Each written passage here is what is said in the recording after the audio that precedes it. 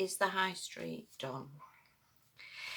Well, here we go. When I was started work in the 1980s, now we're going back a long while here, back in the dawn of time.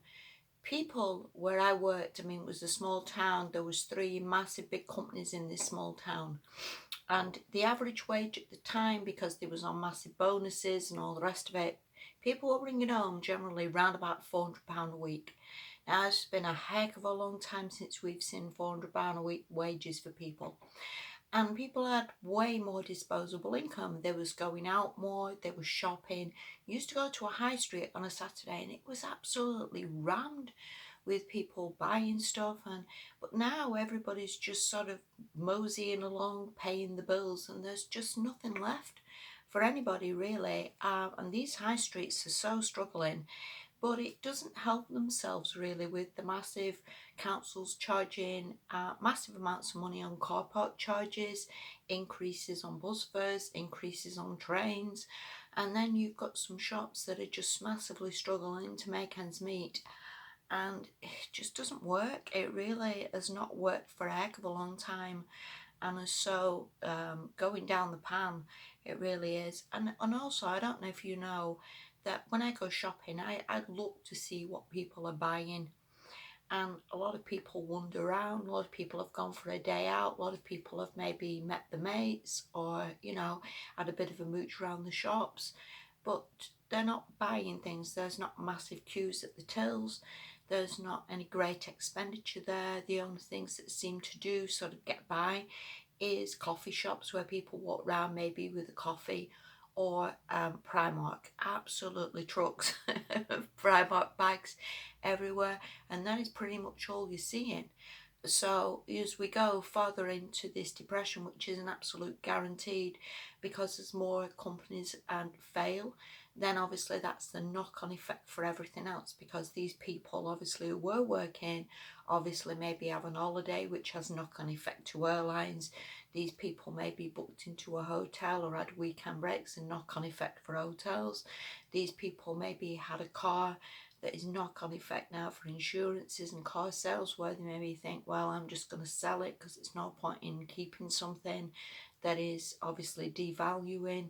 So massive knock-on effect here, there and everywhere for everybody. It's not a great situation. And also for people who rented like houses and flats, maybe they think, do you know what, it's just not even worth it anymore. You just can't keep up with the rising cost of internet and gas and TV and everything else that you're paying for with Sky packages and Virgin Media and all the rest of the stuff added into the equation. Just doesn't make sense for anybody anymore. I mean, years and years ago, I read a thread on Digital Spy what said that the Currys and the Comet was actually only clearing £56 a day. That's all they actually made. So these companies might look all good and flash and everything, but if you're adding into the cost of all the TVs going, all the massive gas bills, all the heating, all the electric, all the staff, all the managers, they're not actually clearing an awful lot on the bottom line. The only reason this sort of works is there's hundreds of stores, and you're adding that obviously to times 7 for 7 days a week and times 31 for the monthly takings, that it sort of makes it doable, I suppose. But these companies aren't really clearing anywhere near what you would think they are. They're just in a massive debt cycle, and also with the online stuff as well, that isn't helping, because there's so many people will just go in, look at a TV and think, hey, that's all right, take a picture of it, and then just go home and search and see how much it is online. And people aren't stupid anymore neither. So again, this all adds into the equation of these shops are just fighting a losing battle really. Also, Into, I don't know if you know, but Into actually owns the Trafford Centre and actually owns Lakeside, and they've gone now into administration with a £4.5 billion debt. Now that is some money, £4.5 billion debt. And again, they look nice, but there's nobody actually buying jewellery. You know, they might have some flash shops, but nobody's actually going out making these big purchases.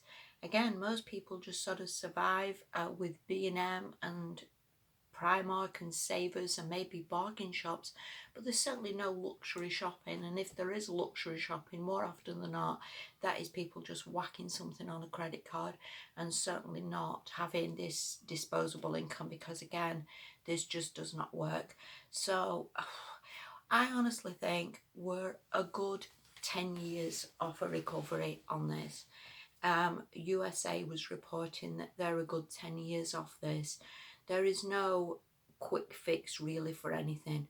What every country honestly needs to do is just look at some sort of restructure, look at how they can start making things again, how they can maybe have factories again, maybe come away from buying everything from China, because again, that's not helping, and maybe look at like businesses starting and just giving people a tax break and just saying, listen, we don't even care about the tax. Enough of the big businesses don't pay tax anyway.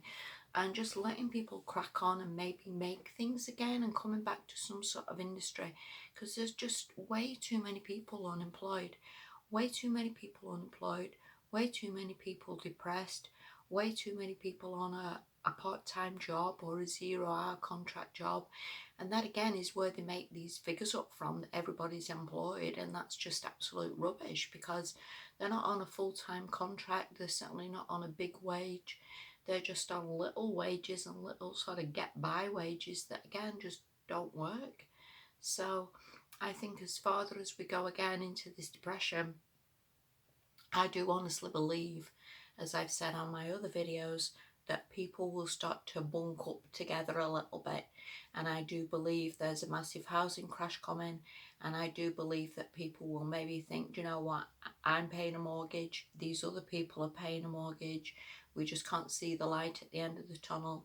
And I do believe houses will just maybe just sell one house and people will just bunk in together and maybe then have one house that maybe host two families.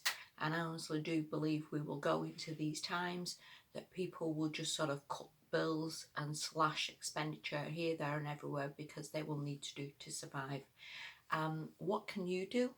I want to say try and look towards something that is more self-employed and more looking out for yourself, and try as much as you possibly can to maybe start your own YouTube channel, maybe to do things that are free for you, maybe to diversify as much as you can and look towards how you can sort of keep yourself afloat as best you can during the times we've got. Again, not easy for anybody. You know, we're all going to suffer through this. There is no quick fix or easy answers. We're just a little island that's just been flooded out with way too much immigration, way too many people, and not just the jobs or the infrastructure to sort of keep this going. And again, just going into a big mess everywhere. And you know, I've also read that 170 countries are exactly the same and exactly in the same boat. And again, I do believe we've got a good 10 years maybe of restructuring every country to try and get some sort of sense back to everything and some sort of life back for the people who live there. So again, do what you can. I pray for you all, and let's hope that we can come out of this better and certainly have a better standard of living and a better life, because God knows we need it. Thank you so much for watching. Please take care. Have a nice day. Bye.